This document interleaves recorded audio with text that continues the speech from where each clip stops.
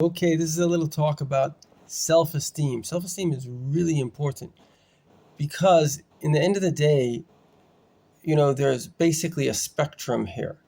So let's go from worse to better. From worse, either we have basically a low self-image, and then that's basically depression.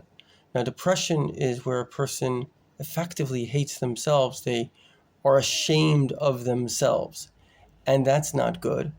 But there's the flip side of depression, which is repression, where somebody else caused the person shame.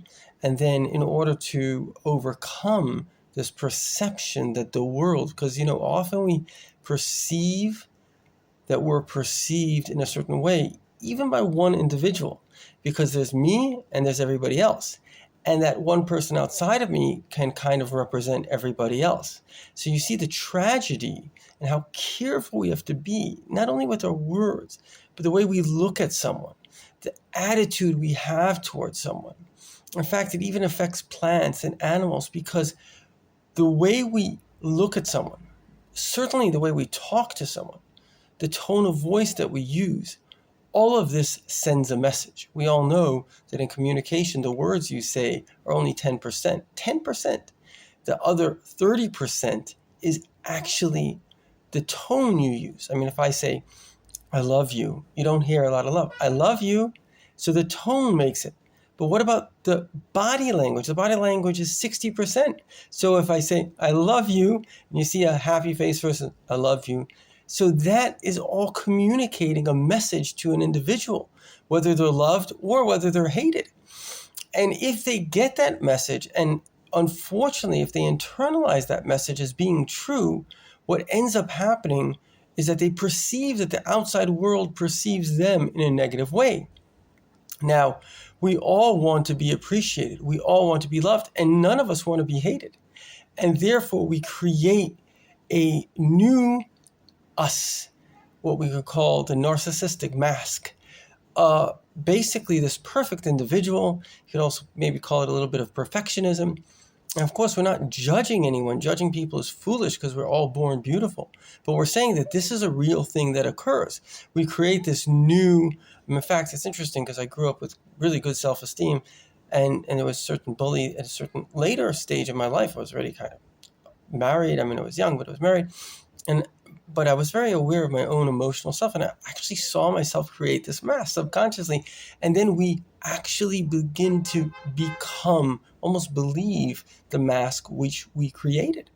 And we begin to see ourselves in this kind of illusional grandiosity, which all of it is just there to show people, no, I'm really good.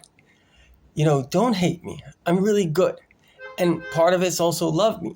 Now, ironically, this is as a spiritual person, I believe that there's a great value in a little bit of narcissism. Why? Because sometimes the flip side, which is being too weak or thinking that others are better than you, doesn't give you the power and the courage to do what you need to do.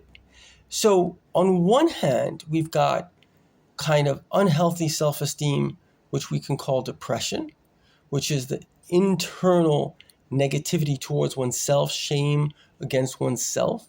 Then we have an unhealthy self-esteem, which we would call arrogance, which usually is, almost always, is kind of a cover of repression.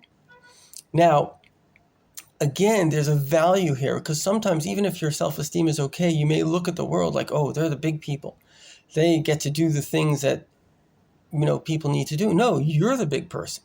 And so the real healthy self-esteem is by understanding that we're all two people.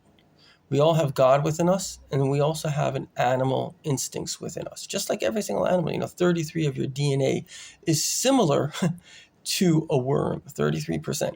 That slug, 33% is you. A monkey, 98%. So there's 98% similarity. But there's a little very big 2% difference. We have prefrontal lobes. We can think.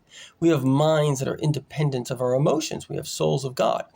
And so therefore, the difference in us lies not if we like cupcakes, because monkeys like cupcakes too, as worms, whatever they like. But the difference lies in to what extent do we overcome our instincts? To what extent do we basically become spiritual and then manifest that spirituality both not only spiritually but also intellectually and then emotionally and physically? To what extent do we do good in this world?